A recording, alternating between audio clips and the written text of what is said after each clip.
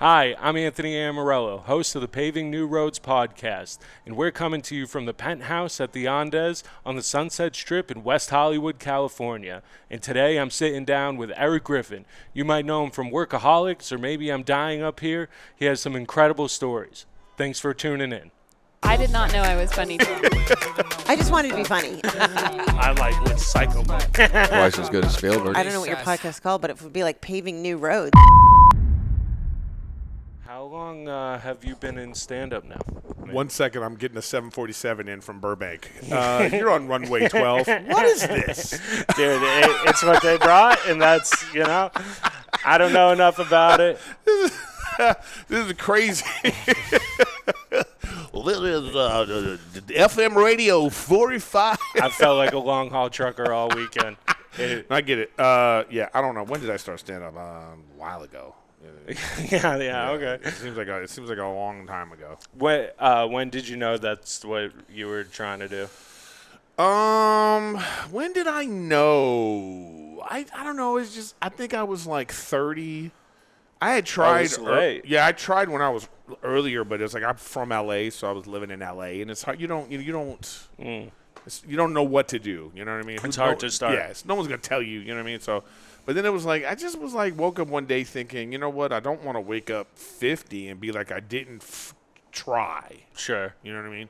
But then I was like older at that point, and you build relationships, you cultivate relationships. Yeah. And that's really how you What were you doing for work at that point? Oh, I had a whole different life plan, man. What was it? Yeah, I thought I was going to be like a teacher or something like that, you know what I mean? So I was like, I was already working at the school I graduated from. I was doing all kinds of stuff, and then I was going to school. I was going to Mount St. Mary's. They had an adult program. Okay. Because I went to USC, but I didn't graduate. So then I went to there, and I was like, all right, let me just finish up, and then it just. It wasn't feeding the appetite. Yeah. It's not. This is better. Absolutely. So if you start at 30. How long did it take for you to be like stand-up comedy in general, acting, whatever was your thing? I don't know. That's a weird question because it's like, this is such a marathon. You start at a certain age or whatever. It's really about the stops. So I got a commercial agent, so then I was doing a few commercials, and then I was, then I went to you go through those. Like in LA, you do the open mic scene at the time. It was different, and then you just, you get people to respect you. That's you cultivate relationships, and then the other comics get you work. Whose respect were you looking for? You just want the comic scene to be like, okay, that guy's funny, because that's the people that get you work when you first start. For sure. Okay. It's a comic who's like, hey, there's a show. They pay you $50, and you start doing that. Yeah. And then I remember the first show I did out of town was in San Diego area, this weird show. And I was like, man, I got like $200. And I was like, oh, I'm on my way. You know what I mean? Yeah. So then you start that, and then you do like, there's like a couple of like, there were out of town bookers, Dave Tribble in Montana, and Pat Wilson in the Pacific Northwest, and you started doing these little gigs, and then the next thing you know, it's not actually hard to make a living as a comic. You could get there. It's being in the upper echelon. It's can you never work again? Can you buy a house? Can you take care of your family? That's the hard thing. Can you be a name? Can people recognize you? So for sure. It's just a long journey. Yeah, it's absolutely. been a long journey. When do you think you got to a point where you're like, I'm good at this? I still don't feel like that. Really? You mean good? I mean, listen, I know if you're talking about being good at stand-up. Like I can sustain myself on this forever. I know I can hang. I can hang with these guys, though. Oh yeah. I felt that way like very early on. Okay. But now I proved it to myself. You know what I mean? But you still prove it to yourself. Yeah, all the time. Well, you do. You're always working on new stuff. Yeah, because it's like things change. A new booker comes, and then like this new blood comes in, and sure. You know what I mean? It's like I've been on the lineup for 10 years now, so it's like they're like, that guy's still here, so I have to stay relevant. So when people come to the club, they got to be like, oh, that guy. But then I have to be really funny. Then they're like, oh, I see why that guy's still here. You know what I mean? You age out. If you don't age out, you You get stale. Yeah, I think a lot of comics don't evolve. Yeah, you got to go with the times. Yeah, You know? as you evolve as a person, as you get older, Yeah. your comedy has to do that. You have to be writing new stuff, but you're always writing new stuff. And I definitely don't think you're a person where people are like, this guy's still here. Yeah, no, But it's like a Michael Jordan thing. You have to tell yourself, people. That's what makes great comics. Yeah. Oh yeah, I manufacture enemies all the time. So you said you used to do some like commercials and stuff. I still do. I've said I never stopped doing any of that stuff. There's like, the entertainment business is like all these lanes, When did you get into like TV show acting? How did that happen? It was an audition. My first job ever was Workaholics. That was your first job Yeah, ever? yeah. And That was how my old first were you acting for job. that? I forgot how old I was, but I think I was like mid 40s, maybe early 40s. Yeah. Okay. It's been off the air for a while now, so yeah. But I just went on an audition. I was auditioning for stuff at the time, but I didn't book anything, and then I went, then I went in for that. And the funny thing is, I went in. 3 days before that audition, I was at the Irvine Improv, just doing a regular show at the Irvine Improv, and Adam Devine was there, and he was doing his set, and I remember, he was so weird at the time. His set was weird. He's a weird comic, He's an eccentric too. Yeah, right. So he came off stage, and I was like, "All right, young fella, you know what I mean? Keep at it, you know what I mean? So then I walk into this audition. And he's sitting behind the desk. And he's sitting there. Yeah. You know what I mean? And thank God you said, all right, young fella. I see him and I was like, oh, there's Adam Devine. In my mind, what's so funny? In my mind, and he hates when I say this, because in my mind I was like, oh, look at him interning. You know what I mean? It's like, check Adam out getting into business. Good for you, little man. You know what I mean? That's what I thought I had. So then I did the audition, and it was, it was something else. I actually learned a lot about the business from that whole process because, the first call, I did the first audition just in front of the casting, and then they, they're like, all right. I remember I did the thing, and I worked on it with my buddy Jeff. Shout out to my buddy Jeff, who's also a commercial actor too, but we really worked on it, and the script was so wild. I don't know if you're a Workaholics fan. Oh, yeah, of course. Oh, well, the audition was Montez talking about having sex with his wife. Yeah. That was the audition. And it was way longer in the audition. It was like 4 minutes of me talking about, I woke up at 5 a.m. and I could lay down the tar. I'm saying all this weird-ass shit. And I remember reading it going, this is never going to be on TV. I was like, they're not going to do this on TV, right? I said, but you know what? This will be fun to say.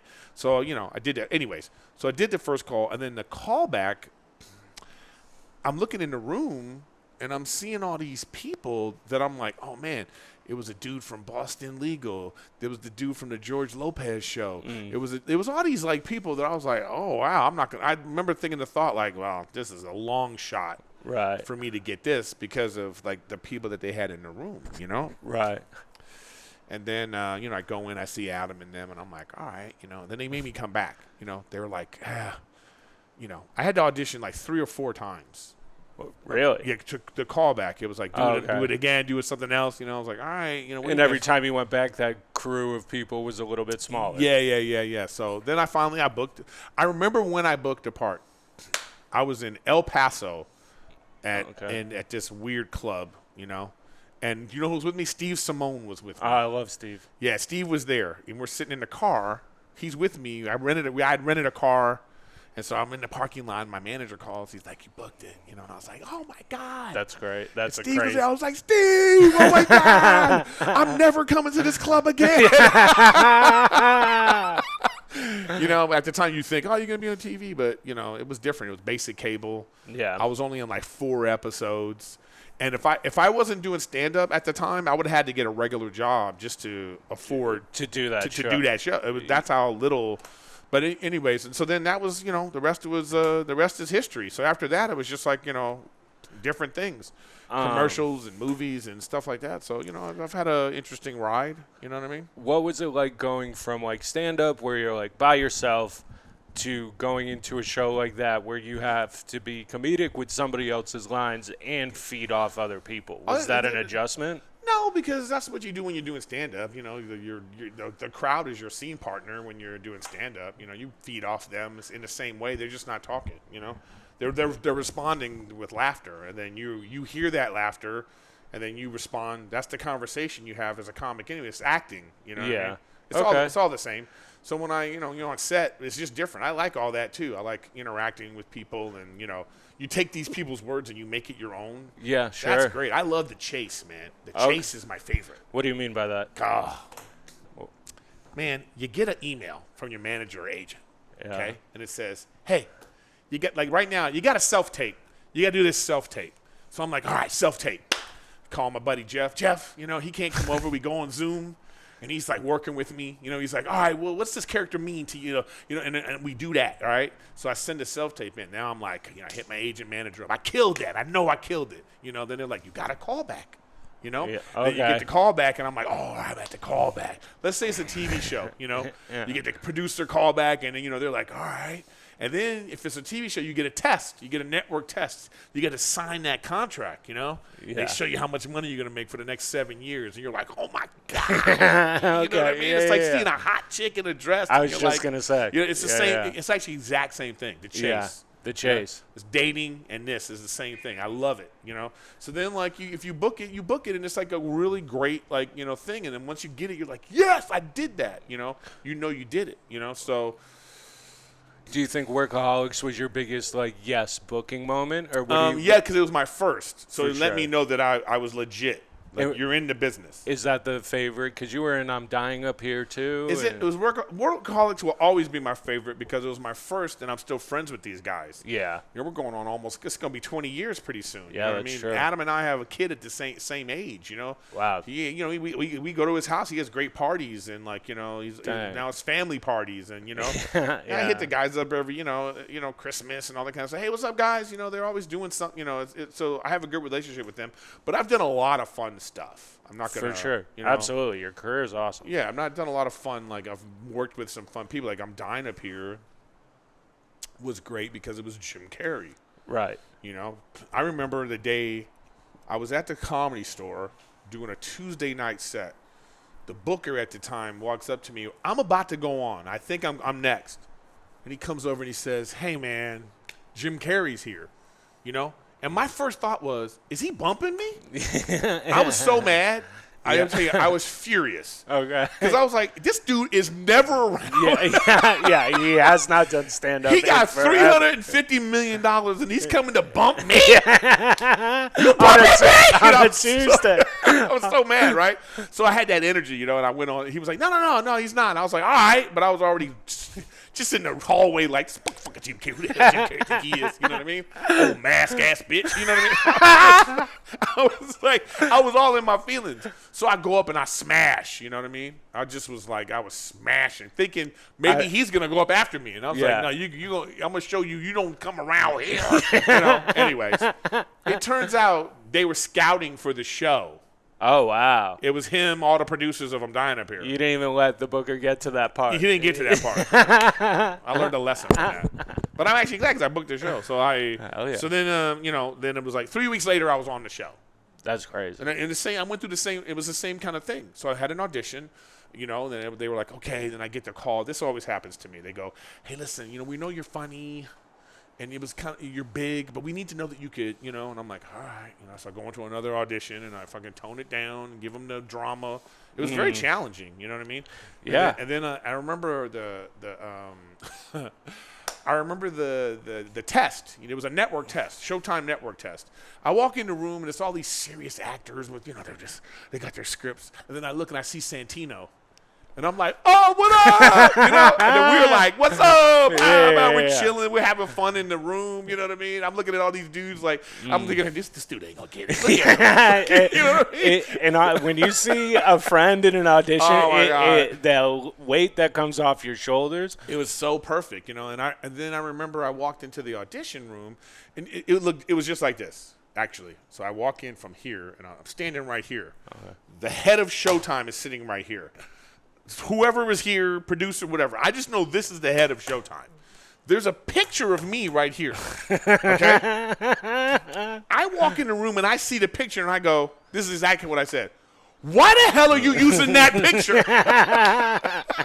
It was like a 20-year-old picture. I was like, I don't even look like this. Who's responsible for that? I was so mad about that. And the guy, the head of Showtime, he goes, what's wrong with this picture? You know? You know what I mean? And I'm like, look at it, man. I don't even, you know. And we're laughing about it. Yeah. And then in that moment, I realized, I was like, oh, shit, I'm testing for a show right now. So I go, in the middle of the conversation, I go, you know what? Let's just do it, guys. At that moment, I knew I was going to book the job. Yeah, absolutely. You know? And so then, anyways. That's the kind of confidence that they love. Yeah. So I did that. You know, wish it would have gone longer than it did. You know, but then, you know, from there, you know, so so it was like, I'm dying up here. I'm sorry, that. And then it was like, I'm down up here. And then it was like, I did, oh my God, what was the name of the show with Patrick Stewart on Stars? Oh my God, it was called Blunt Talk. Okay. It was basically like Patrick Stewart is like a Pierce Morgan. Okay. You know what I mean? Yeah. But really, it's really the fun of the show was like this is Captain Picard doing coke. You know what I mean? Like that was so it was a fun little show on Stars. But again, I auditioned for a part in that, and you know I didn't get it. But the guy that ran the show in the audition, he says, you know what? I saw you at the Comedy Store. He's like, I've seen you do comedy, man. You know, I'm gonna find something for you. You know. Right? Because he even said there, I was like, I don't think you're right for this, but I'm going to find something for you. And I was like, okay, you're going to find something for me? Yeah. You know? So then, like, they did. I found that there was, like, this little part. It was just a guest star role where I was in a Sex Anonymous group. Okay. You know what I mean? With Patrick Stewart. You get a lot of sex stuff. You know what I mean? So I don't know what, maybe, you know, what can I say? You got to wave at you. Yeah. So, you know, we do that. And then, like, it was really fun. And then I'm sitting there, you know, in this, you know, group of people and this other actor. I don't know anybody, you know. But then, like, you know, they cut. And then Patrick Stewart gets up, and he walks over to me, and he says, oh, that was great. You know, and there's a little, that was great, Erik. You know, I was like, oh, shit. I was like, Captain Picard. I wanted to be like, engage. You know what I mean? I was like, and so then he walks away, and then the guy next to me looks at me, and he's like, oh, shit. We're like, you know, I don't even know this guy, but it was just like, it was like, this is a really great actor saying, so I'm like, all right, cool. I get dressed, I leave.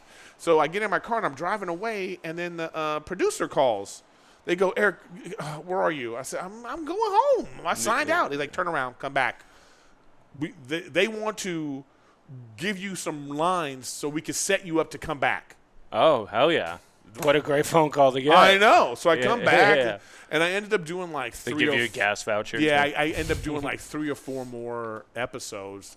At the time, it was either I'm Dying Up Here or Workaholics wouldn't allow me to do – because they wanted me to come back for like 6 out of 10. They wanted me to you know what I mean? It was something like that, but I couldn't – they wouldn't allow it, you know what I mean? So, but I was like, but it was fun. So I had really fun – all my scenes were with Patrick Stewart, but then that show got canceled. Yeah, right.